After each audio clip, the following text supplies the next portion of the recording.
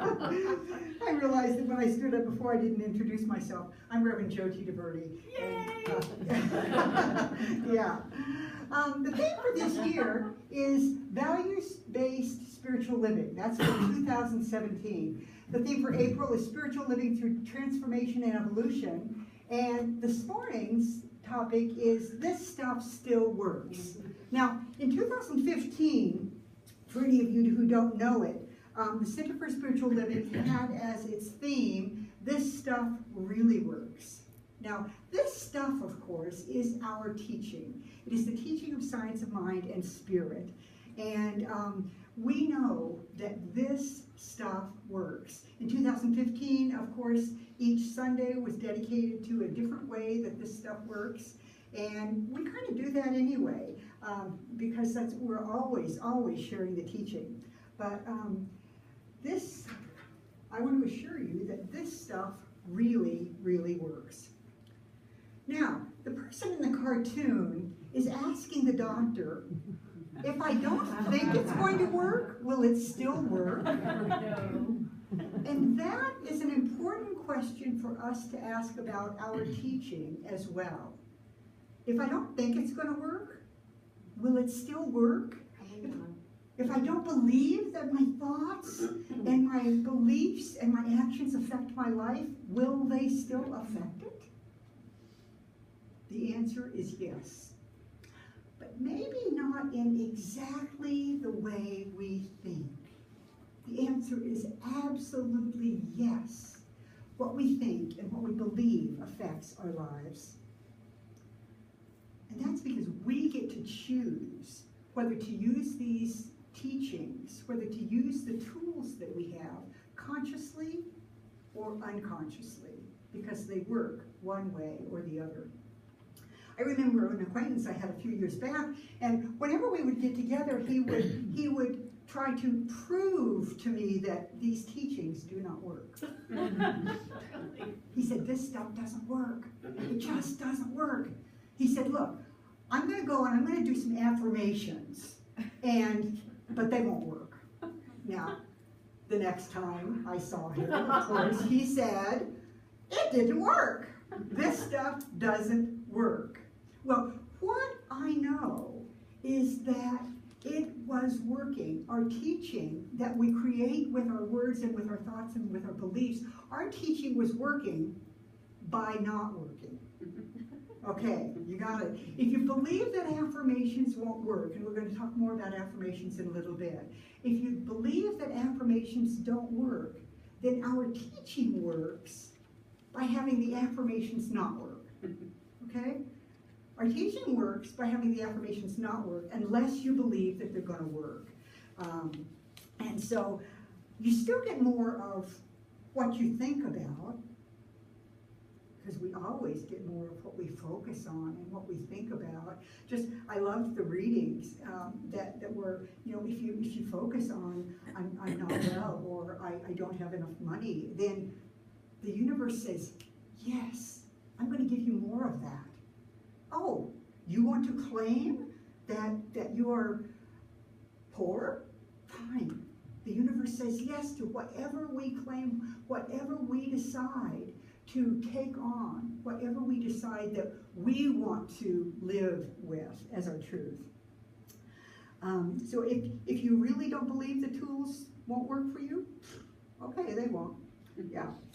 99 years ago, on a Monday evening series in Los Angeles, our founder, Ernest Holmes, who was 31 years old at the time, said this. He said, there is only one thing that I ask of you, and that is that you will believe absolutely that this thing works. If you do not believe it works, it will not work, because everything is belief. Everything is mind, and all operation is thought. And there is not a law in the universe that is not the power of mind in action. And there never was, and there never will be. If you do not believe it works, it will not work, because everything is mind. Now, if you're not sure whether these teachings work or not, are in a great place. Because you're in a place of being open.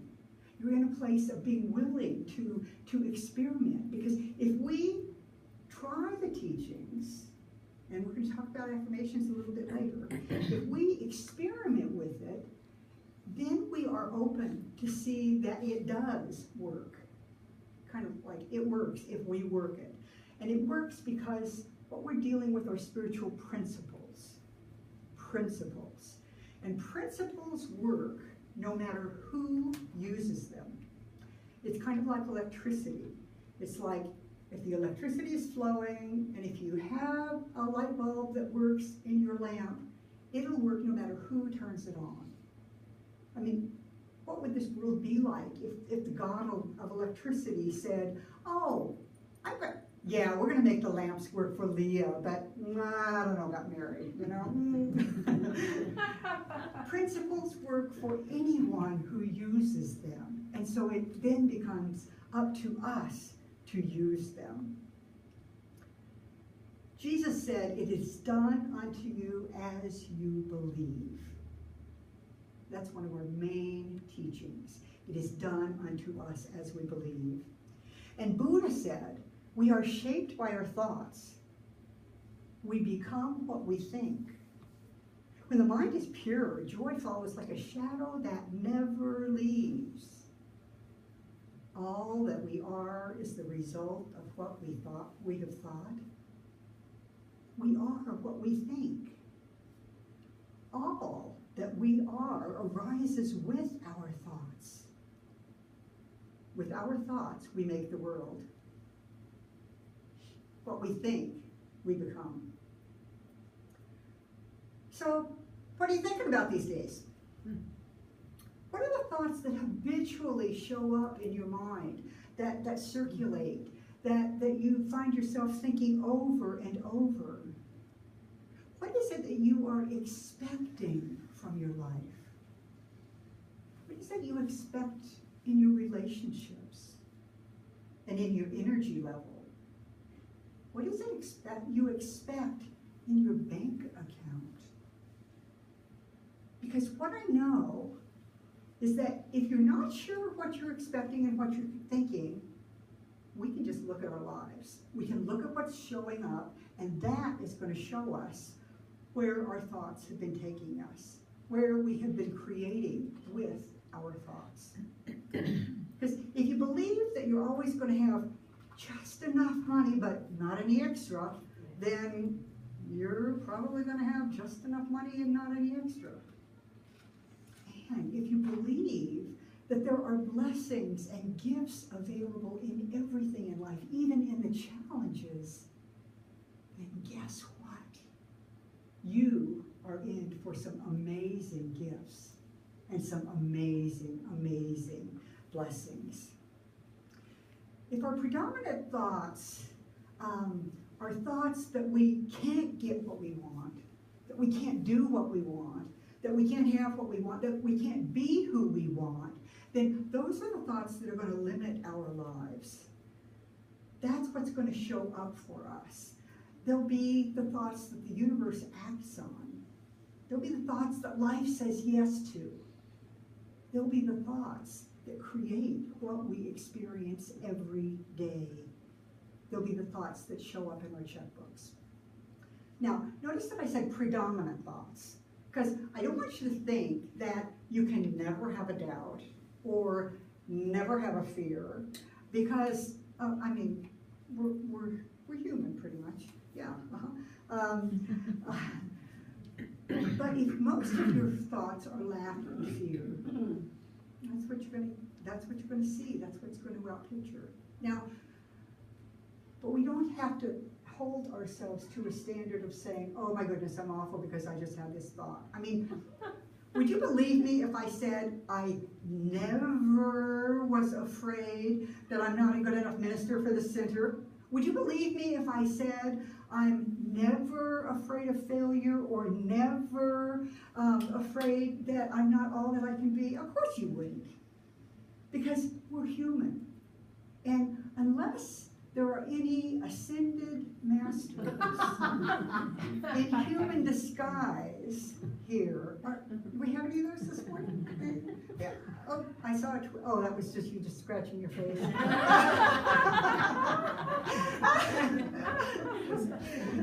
Unless we have any ascended masters in human disguise, you know, we all sometimes have thoughts and thoughts of doubt and thoughts of fear.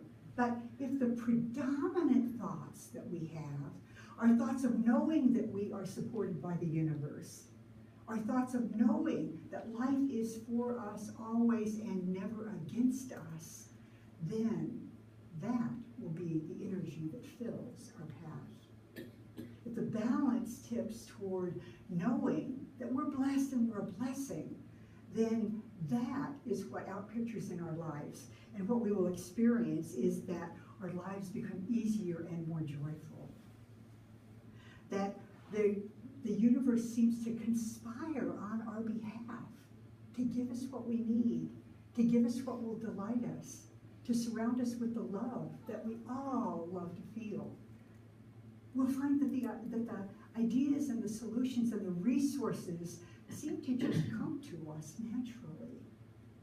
And we'll find that there are synchronicities and connections that happen so naturally that it reminds us that we are loved by this thing we call the divine. It reminds us that God wants us to be happy and wealthy and whatever else we choose. Now, the we choose is a really important part there. Ernest Holmes said, life is a mirror and will reflect back to the thinker what he or she thinks into it. Now, he wrote zillions of years ago, and so he didn't say he or she, but life is a mirror and will reflect back to the thinker what he or she thinks into it. So let's review briefly what we mean when we talk about affirmations, because that's one of the powerful, powerful tools that we teach. And so I really loved it that your reading was perfect, as always, Leo. The word affirmation comes from a Latin word, affirm, and it originally meant to make steady or strengthen. That's what our affirmations do for us. They make steady and they strengthen. So affirmations are really pretty simple. What they are is they are short, positive, powerful statements that we repeat again and again. And what this does is, as we repeat them consciously, then we are reminded of that truth. And we can say them or write them or sing them or dance them, however, or just think them over and over and over. I often, if I'm in my car driving someplace, I've made up what I call my silly little songs, you know, and they're affirmations put to a simple tune that I can sing because, you know, I'm not Karen. But it's a way of reminding myself that I can bless all the people that I pass on the road, reminding myself that where I am, God is. And that's what goes out to fill my path with safety and joy and love. So an example of an affirmation is, my body is healthy, my mind is brilliant, and my soul is peaceful. Say that with me. My body is healthy, my mind is brilliant, and my soul is peaceful. Again. My body is healthy, my mind is brilliant, and my soul is peaceful.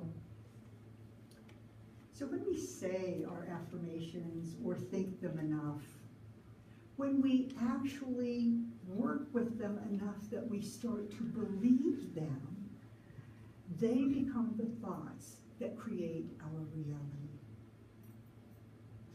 Now, research has shown that each of us has between 45,000 and 51,000 thoughts per day. Now, That, I didn't, yeah. I didn't check the math on that, but it comes out to between 150 and 300 thoughts per minute. Now, obviously, all of these thoughts are not conscious, or else we would all be just crazy, crazier. But there's a lot going on in our head. There's a lot going on in our mind, a lot more than we really know. And so when we do our affirmations, it affects that, because research has also shown that approximately 80% of the thoughts that most people have are negative. Oh, wow. Thoughts of not enough, thoughts of not being enough, thoughts of not having enough, thoughts of not doing enough. 80%. And so as we use affirmations, we become more consciously aware of what we're thinking. Because eventually, as you practice affirmations, whether it's writing them, I mean, I have sat down to write an affirmation 100 times, you know, or to write it until I really feel like I have it in my heart. And as we use these affirmations over and over, it helps us to catch those negative thoughts. It helps us to be aware of when we are thinking thoughts that we really don't want to have show up in our lives. And so it's just amazing. Now, affirmations are, of course, just one of the powerful tools that we teach in our teaching. But they're a really important part that anyone can put to work immediately and make a difference in your week, make a difference in your day. This stuff works. And our teaching is needed now more than ever in the world.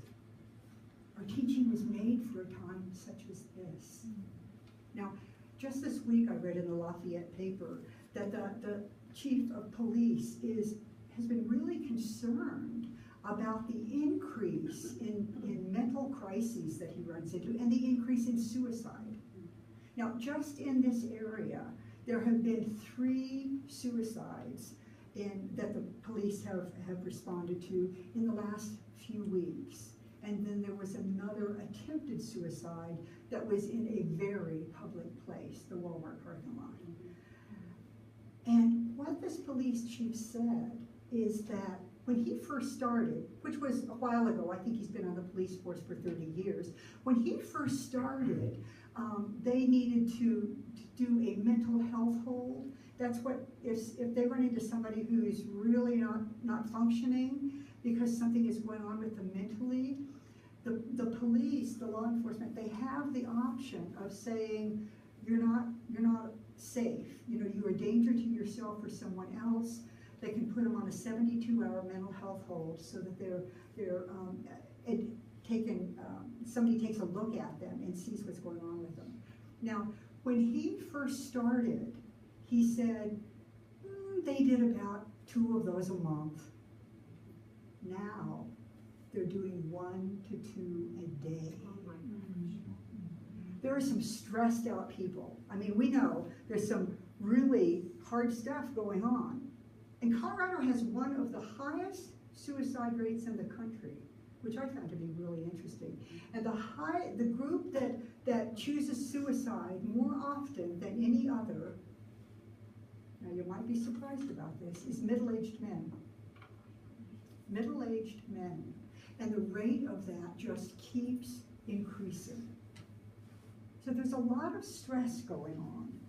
And especially with all that's happening on our national and political level, there are so many people who are afraid for various reasons. Emanuel Swedenborg, a scientist, philosopher, and theologian of the 18th century, said, "Before anything is brought back into order, it is quite normal for it to be brought first into a kind of confusion, a virtual chaos." Now, I don't know about anybody else, but it seems to me that what we're experiencing in our country could certainly fit into that category of confusion and virtual chaos. But Ken Gordon, who is the spiritual director of the entire organization, Centers for Spiritual Living, said some really great things recently that I want to share with you. He said, "We seem to be in a time of chaos now. It's clear that something new is trying to emerge in the world around us. We are in the midst of an awakening of humanity. There's a greater light emerging in the world, and when the greater light shines upon us, what we see is a greater shadow. That shadow is what we're seeing in the world today." He went on to say, "In order for us to have a voice in the world, we have to model our own teaching, which means that we can no longer afford to speak from anger or hatred or resentment or prejudice. We must clean that within us before we can have a voice in the world without creating more of the havoc and chaos that Swedenborg talked about." So he challenges us to clean up our own act, to really watch the energy that we are putting out into the world. Ernest Holmes, our founder, he taught during some challenging times. He taught during the Great Depression, and he taught during World War II. A lot of hard stuff. And the principles that he compiled then from all of the great religions, the principles that he compiled then worked then, and they are still what we need in our world today. I don't think there's ever been a time when science of mind has been needed more. So as individuals and as a spiritual community, we have the opportunity to make a difference in the world. One of the tenets of Centers for Spiritual Living is we do deep personal work of self-discovery and healing to reveal the greater truth of our divinity, wholeness, and freedom. I'm going to read that again. We do deep personal work of self-discovery and healing to reveal the greater truth of our divinity, our wholeness, and our freedom. And then once we do that work, once we get to a place where we realize how much power we have to create our lives, we get to take that out into our families. We get to take it out into our workplaces, into our spiritual communities, into the larger community, into the world. We get to do that by tuning into our spiritual practices, by taking time to meditate, taking time to listen to the divine, listen to the guidance that we are given. Because it'll tell us what's ours to do in the world. It will tell us what a difference we can make. Our teaching still works. Let's be sure to use it this week. What do you say? Are you with me? Yes. Yeah. And so now, as practitioners stand, I invite all of us to move into a place of prayer.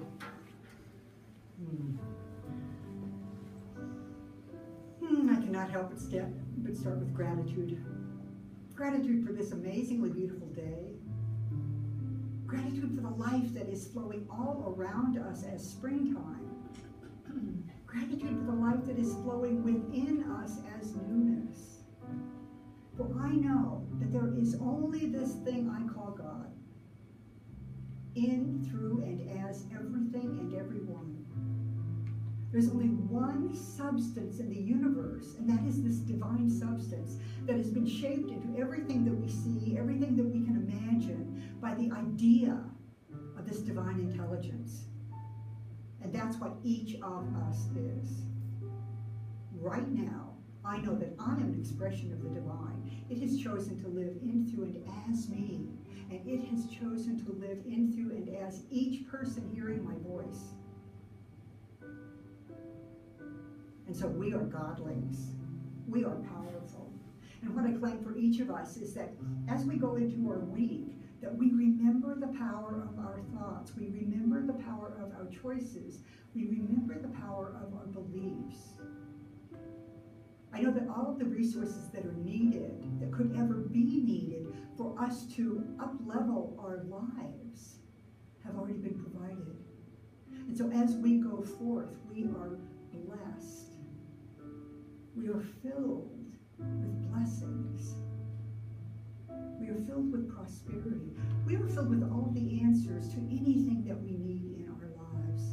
And so I claim that we tune into that. I claim that Spirit makes itself easily known in clear and tangible ways, letting each of us know whatever it is we need to know. For all of this, I am so, so, so grateful. I let it go because I have felt it in my gut. I know that it is so. And I invite you to stay with me. And so it is.